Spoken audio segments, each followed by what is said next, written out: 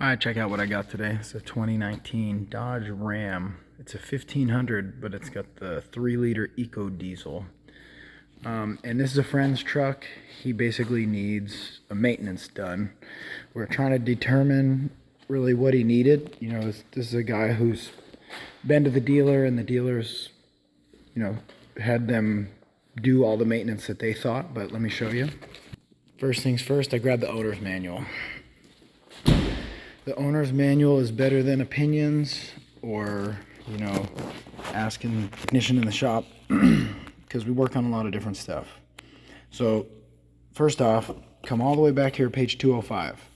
And this is the specific diesel maintenance. So, I'm going to summarize this for you. You can read it yourself, but I'm going to summarize it. When do you change the oil? Well, it depends. This has an oil life monitoring system, so you change it when the light comes on. But it says right here, there was a couple interesting things. Under no circumstances should oil change intervals exceed 10,000 miles or 12 months. So if for whatever reason you don't see that light coming on and you know it's been coming up on 10,000, go ahead and do it. Additionally, it's actually better if you do it on the oil life monitor than just simply the miles, because the oil life monitor is going to look at engine runtime, so like idle hours in addition to how many miles you're doing. It's going to look at temperature, it's going to look at a number of different things. But it is assuming that you're using the correct type of oil. And now this is where it's kind of a pain. Right? So if you're reading all about diesel servicing, it doesn't specify the oil. So come way back here to 239. That's why I set my knife there to hold this. Talks about 3-liter diesel, engine oil, Mopar, 5W40. It recommends Mopar, but 5W40 synthetic. Move this. Such as Mopar or Shell Rotella that meets FCA material standard MS 10902, and this is the one you're probably going to find in the bottle. That's API CJ4. That's American Petroleum Institute CJ4. So let's see what we got. Shell Rotella. Do you see CJ4? You can look on the back. Right there. So, boom. Using the correct oil. Very nice. Now, additionally, I did want to point out, so that's about the oil, right? Now, there was a little detail here. It talks about this is for using regular fuel. Now, if you want to use biodiesel, the vehicle doesn't know you're using biodiesel. So rather than going 10,000 miles potentially, you need to make sure it never goes over 8, but that's the problem. You've kind of rendered your oil life monitor useless. So I wouldn't spend a whole lot of time explaining that, but obviously biodiesel's less refined, it's a little dirtier. The other thing this will point out is you do an oil change when the light comes on. The next time you do a fuel filter. Oil change, and fuel filter. So you're alternating. Okay, so that's with regard to when to change the oil and even when to change the fuel filter. But there's a few more things we need to do on this. So if we come back, this is a lot about gasoline engine, right? But right here, this isn't really about the engine. It doesn't matter if it's a gas or a diesel. It talks about some of the things to do. So like at 20K, you can see they want an inspection on the suspension and whatnot. Now that makes sense. I do that every oil change. Looking it over makes sense. Checking the brakes, adjust the parking brake if necessary, which probably won't be necessary very often. And then it calls for replace the cabin air filter. All right, so they're calling the cabin air filter every 20. Then at 30, they're calling for an engine air filter, which is kind of inconvenient. It'd be nice if they were both at 30. Like a lot of manufacturers would do the cabin at 15 and then the cabin again at 30, but whatever, between 20 and 30, you're going to need both a cabin air filter and an engine air filter. Then you can see it goes cabin again, and then finally they line up there at 60, cabin and engine. And additionally, you don't, it's really just inspection items. So we're inspecting, and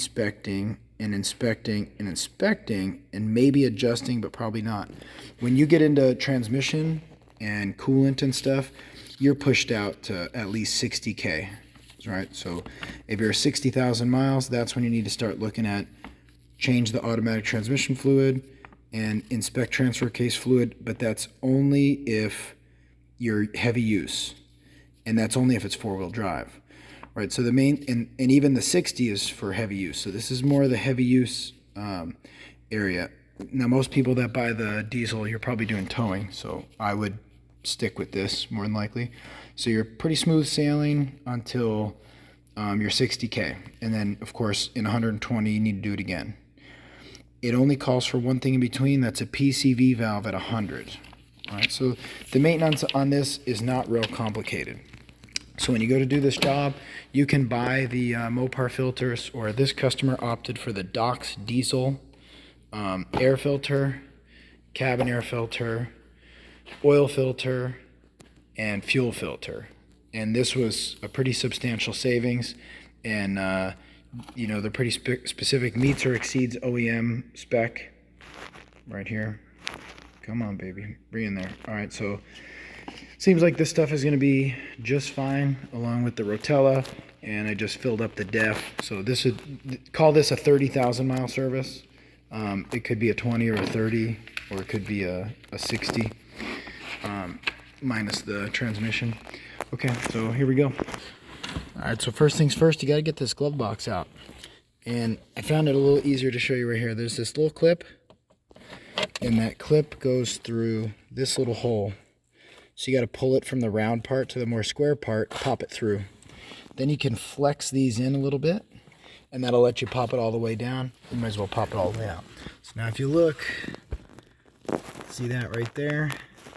That's where the cabin air filter is.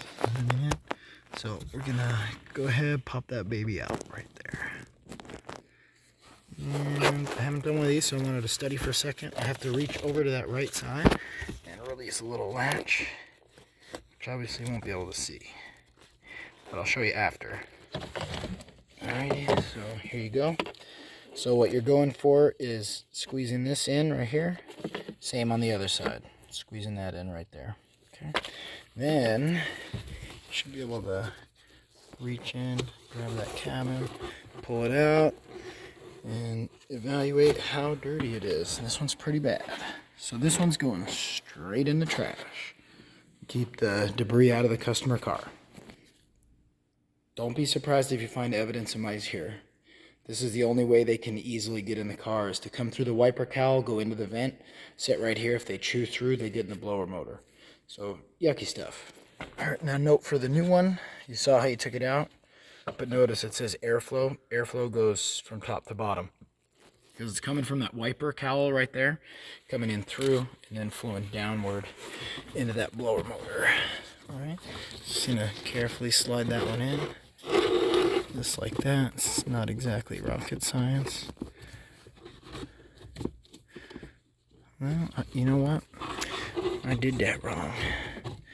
It goes actually this way, like that.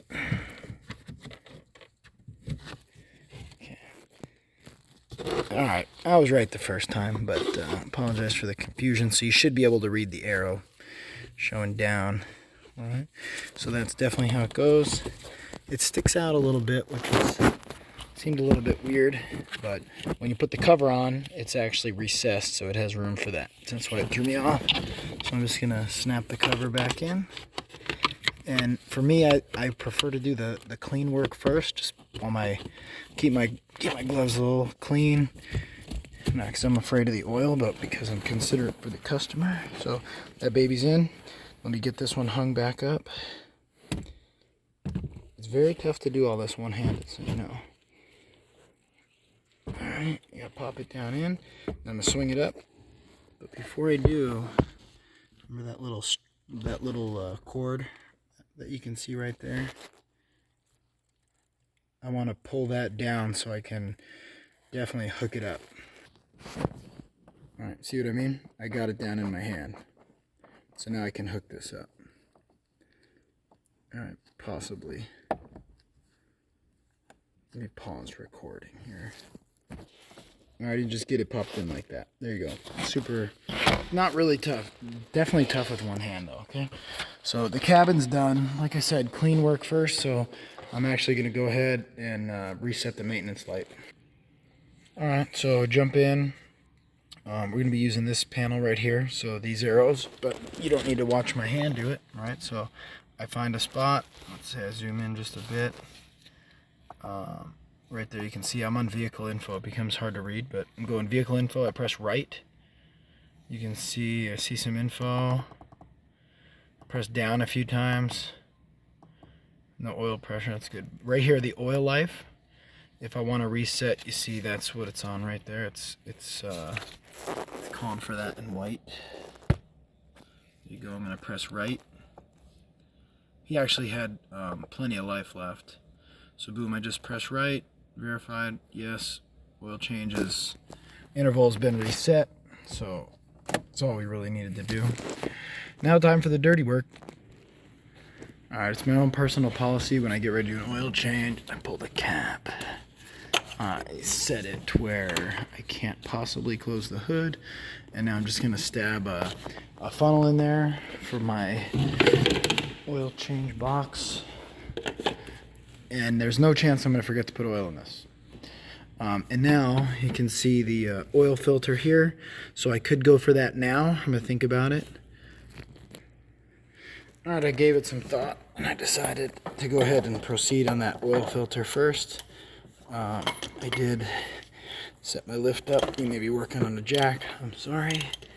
I did that most of my life. Well, this is tall enough. You could hopefully just slide under there. But this is a 27 millimeter.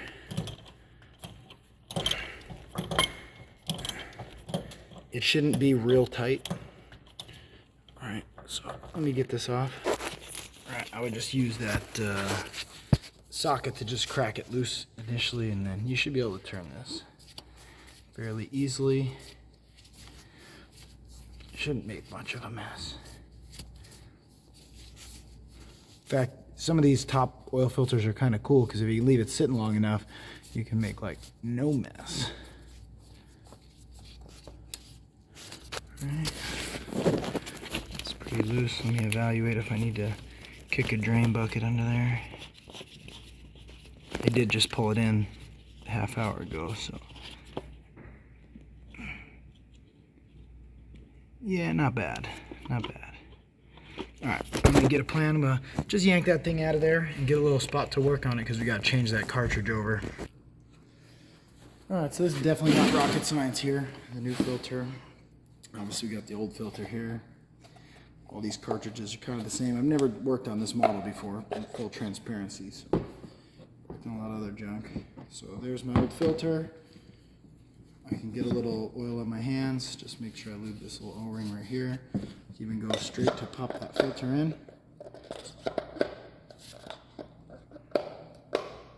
Okay, it's sitting nice and straight. Happy with it. There's one step I see a lot of rookies mess up. Right here, there's an O-ring. And actually, normally I can kind of like squeeze it and bunch it up, but that O-ring's a little bit stuck. So I'm gonna grab a pick real quick. Or a pocket screwdriver, actually. I found the pocket screwdriver first, so they work great. So I'm just gonna come in here, get into that O-ring, pull it up like that. Just kind of run it out of there. Now, I've seen people put them down here. I've seen people put them up here. It's in that groove. And that's true for this model and other models. And then make sure that we lube up this O-ring. Now, your grandpappy taught you, you get new clean oil, and that's great. I have no issue with new clean oil, but I got this oil right here. And ultimately, it's really just to give a little lubrication to the O-ring. See, that's a no. That's a massive oil leak and potentially a ruined engine. So I don't even like to use the pocket screwdriver, but it was just a little tough for my hands, so that's a yes right there. But used oil is fine. We're just lubing the O-ring, so when you put it in, it's not dry and it doesn't roll out of its seat and, again, cause a massive leak. So now I'm going to spin this back down.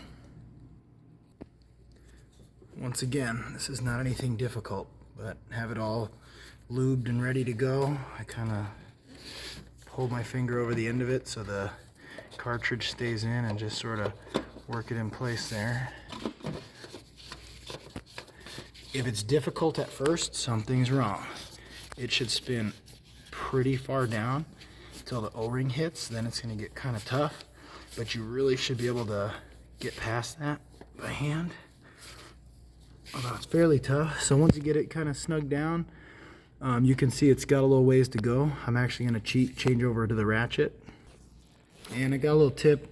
I would recommend using a shallow. So that's my shallow 27. I use the deep to get it out, but actually it wasn't a great idea. The other thing is, if you don't have a lot of metrics, go ahead and use 1 1/8 inch. 1 1/8 works perfect. I'm going to stick with the 27 because that's what I started with.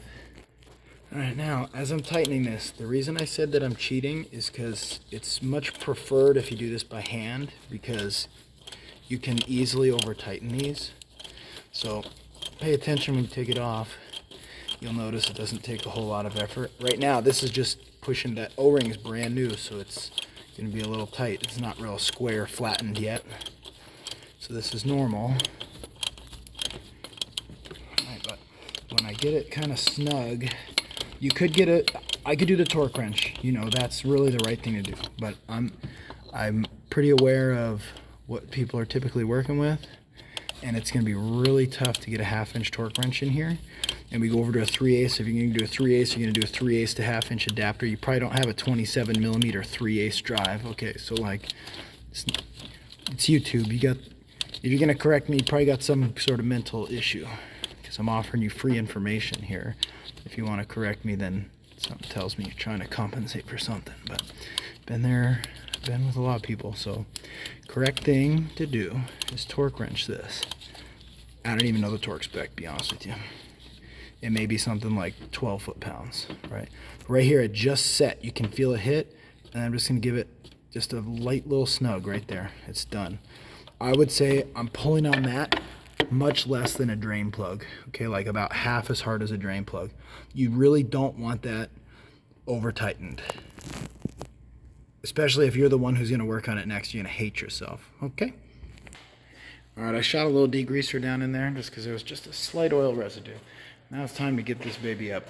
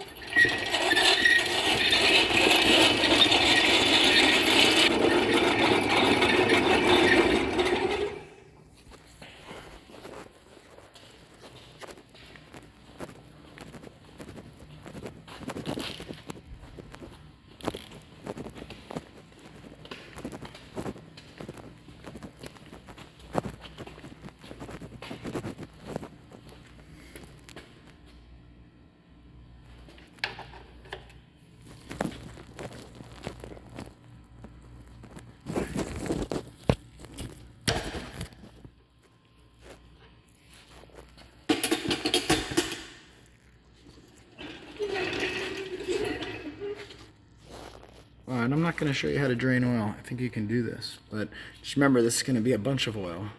So I got it cracked loose. It's a 13. I'm pull that out, go for the bucket. I might even fill some of my little jugs. Then after it's all drained, inspect that seal on that drain plug really good. These are nice. The rubber lasts a long time. It's probably good to go. We're just going to thread her back in.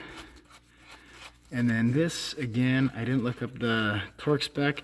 This is probably something in the ballpark of 16, 20 foot-pounds. I'll show you exactly what I would do.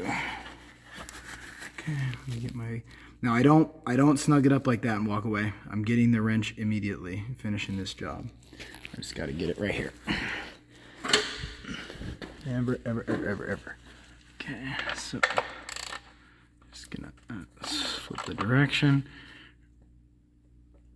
Yeah, I'd say that's probably, I'd shoot that about 16 foot-pounds. I could look it up and be very exact. I'm gonna say 16. If I find it substantially more, it's not gonna be less. I will update it in the comment. But I don't want to stop recording and look up, okay? All right, now we're back on the ground, and the very first thing I do is start popping oil in this baby. I kind of keep track of how much comes out. It makes a lot of sense to Google it and know how much, what the capacity is, but I'm gonna do this old school. I know I filled at least 2 5-quart containers totally full, and a little bit more of a third. So I know I'm good to put at least 10 quarts before I even check the dipstick. So I'm gonna do that. So here's where we are after 10 quarts. So I can catch it right there. See that? So we're way below min still. Right, if we're right there, if you look, min, yeah, it's tough to see. Min is here, max is here, right? So that's about a quart. So I'm gonna say we're safe for at least 2 more quarts. Then remember, we still gotta start it and prime the oil filter and then recheck it. So I'm gonna say we're definitely 2 more quarts minimum. And I'm sorry, after rechecking, these are 1 gallon. So 4 quarts, 8 quarts. I just put 2 out of this. So this next check is gonna be 10 quarts. It's not really a big deal because I checked the dipstick anyway, but I drained them into 5-quart containers, but the new ones are 4 quarts for the 1 gallon. Okay, let's see here. Yeah, definitely, we're getting really close on 10. So what I'm probably going to do is start this, idle it, and then recheck it, but it looks like the 10 is getting us in the ballpark. So just give it another second and check, right? If you see the min, right here, the max, right now 10 quarts is like right at the center of that X. So it's a little over, which is good because I haven't started it. We got an empty oil filter housing.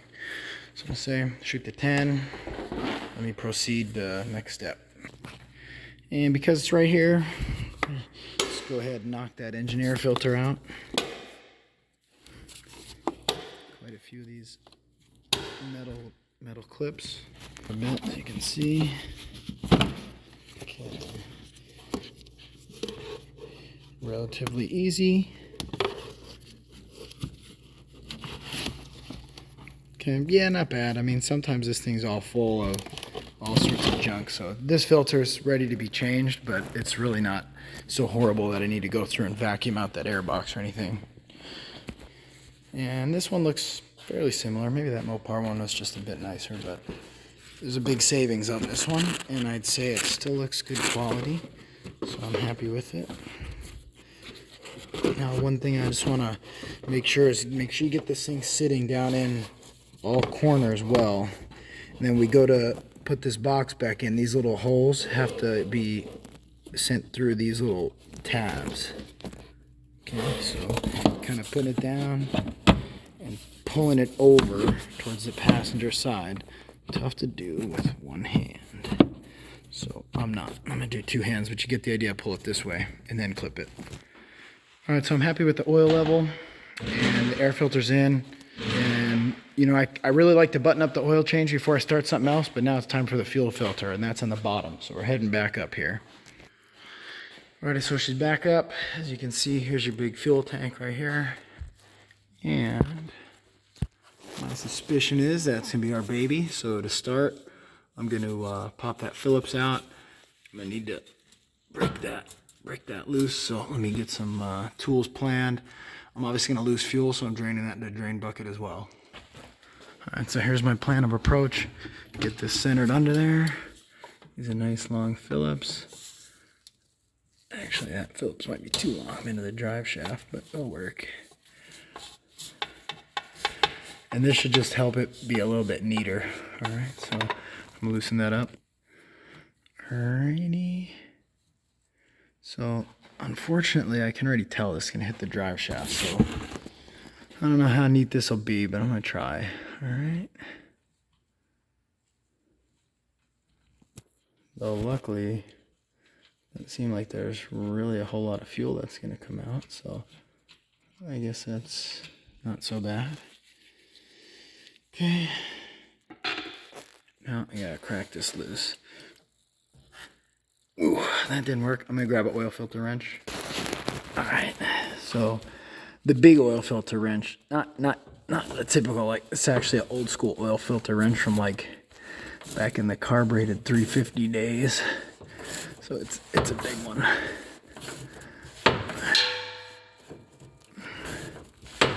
I probably wouldn't go at this all crazy with pliers and mar it all up. I probably use just what I used there. All right, now here comes the fuel. Catch it well. Okay, now I'm gonna get this apart, but probably not on video. All right, so this is my setup, but I'm pretty sure that you're probably not gonna be able to see everything, so I'm doing the best I can, okay? But obviously when I got that a little bit more loose, it started draining some more. So I'm gonna twist it out. It's really similar to that oil filter housing. All right. Lower it down kind of carefully as I can. Now it looks like this got some sort of a pre-filter too. Right. Now let me just tip it and drain this out real quick. And I'm gonna figure out what we got here. Definitely a fine screen. So I need to do a little research on this, sweetheart. Make sure I'm giving you good info, okay? Because a lot of times filters like that are a lifetime, like a really smooth, clean sock. All right, so there's no way to really do 2 takes here, so I'm just gonna figure this out. I yanked the filter, popped out of the housing. I'm gonna just set the housing down. And now from what it appears, there is a filter inside of that sock, right? So you see I got the new one, and that is very similar to this one. So I think it's right. I just think I need to pop it apart.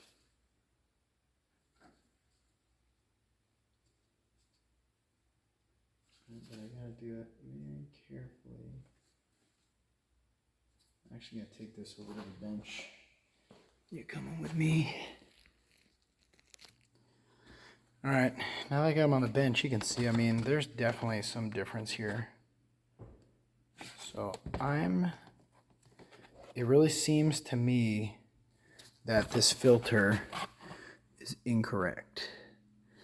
Which means what I need to do is I need to figure out what this customer is gonna wanna do. It may be that they're just different, you know, OEM to aftermarket. That could for sure be it. This was that Ecodiesel, so I may jump on their website real quick because it doesn't. I was looking like this outer one was gonna transfer over, and I don't see any way to do that. Actually, it does look like there's little tabs.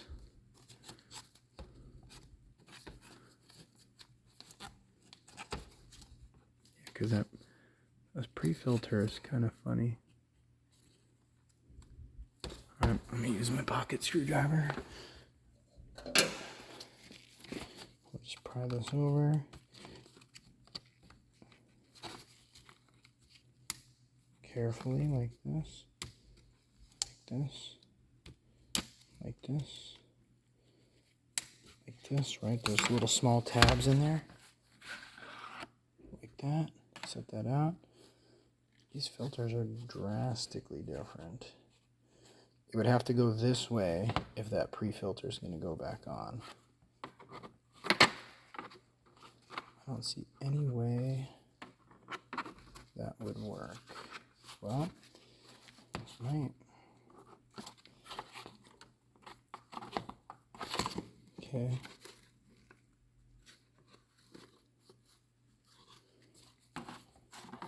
Yeah, I mean, this is pretty different. Unfortunately, I gotta look into this.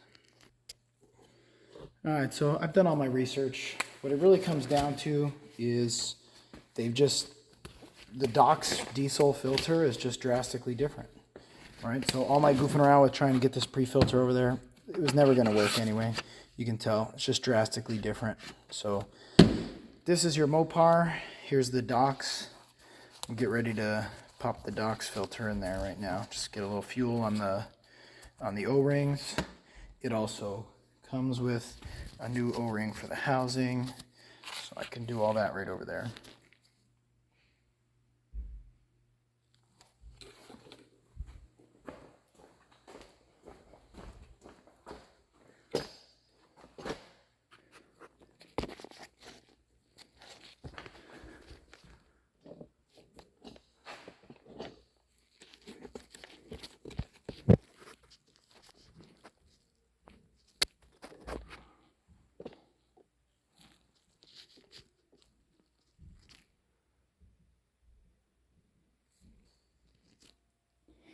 All right, so real similar to the oil filter, except this cartridge can only go in one way because there's little slots for these teeth.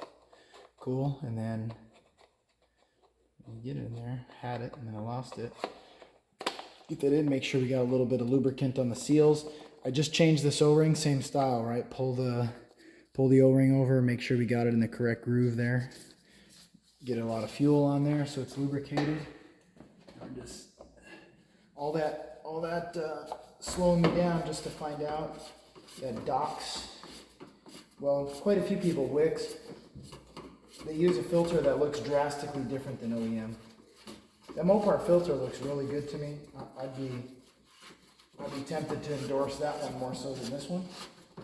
From what I saw, the Mopar has actually been redesigned as well. They claim this one's good. It's got the correct micron level of filtration, but they only say it's good for 20,000 miles. So at 20K, you better be replacing it. Now I'm snugging this up to 19 foot-pounds. You can get a filter wrench that's a specific socket, so you can put a torque wrench on it, but for me, right there is good. Make sure our little yellow Phillips is snug. That baby's done. All I'm gonna do, give it a nice little wipe down. And for me, I even go a step further. I'm gonna spray this with a degreaser. And that way, it's very apparent if there's any diesel fuel leak. Okay, getting pretty close there.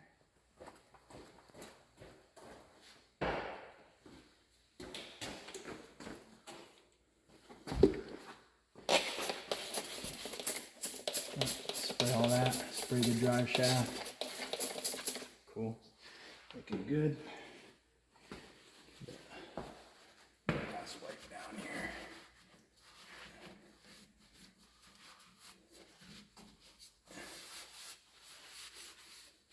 Okay, so the technical part of this job is done. Alrighty, down on the ground. I'm confident enough where I kick the lift arms out. There's only 3 things to do. I'm gonna do this first one together. Because we did that fuel filter, we need to prime the fuel system. So I'm gonna go key on, 2 clicks. Hear the fuel pump running.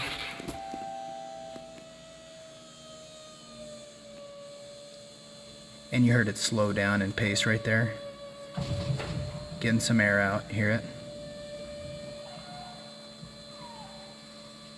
Just gonna leave it priming. Then as that's priming, I can go under there and I can check for leaks, right? But I'm actually gonna also check for leaks when I'm outside, when I can see a little bit better.